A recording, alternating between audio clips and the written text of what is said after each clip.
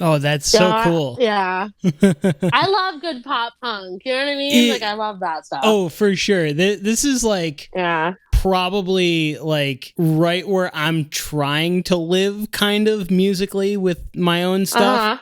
Like I enjoy other kinds of music as well, but I feel like pop punk is kind of like where I'm the most comfortable as far as like writing and things like that. Yeah. It's so fun. Yeah. And these guys sound really good too. They're like, the production is so clean. One of the easiest things to fuck up in a mix is the low end and getting it to not sound muddy and be really clear. And the bass and the kick are just working in perfect harmony in this mix. Like, it sounds beautiful. It's so clean. I love it. It's a good point. Yeah, I wasn't even thinking of that. That's true. Yeah, also, like, I've listened to this so many times, like, that, like, it's one of those things where, like the catchiness, like, the second song I showed you, like, it's like that's so powerful. Like, if your song is catchy, like, you can jam to it, like, that's, you know, that's something. This is something so I saw them live. I didn't know what their band's name was. And then, like, I was in this, like, Boston group for, like, music. And someone commented their band name. I was like, that sounds so familiar. Did you guys heard the song? It's like, I'm sorry I grew up. And they're like, oh yeah. And then, like, then I started talking to them. And, like, then I realized who they were. And, like, but it's like they get stuck in my head for like 3 years. You know? Yeah. It's like, it's great. Yeah.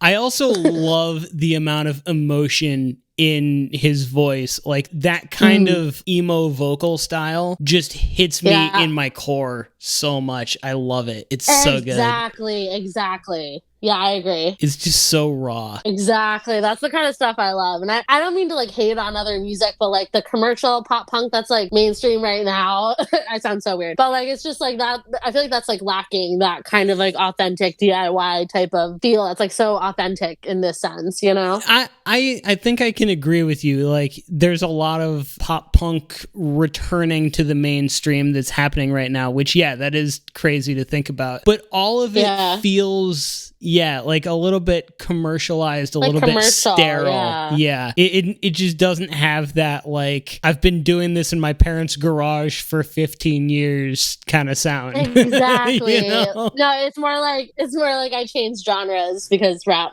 hated me. So, you know. Yeah. I'm not calling out anyone specific, but right.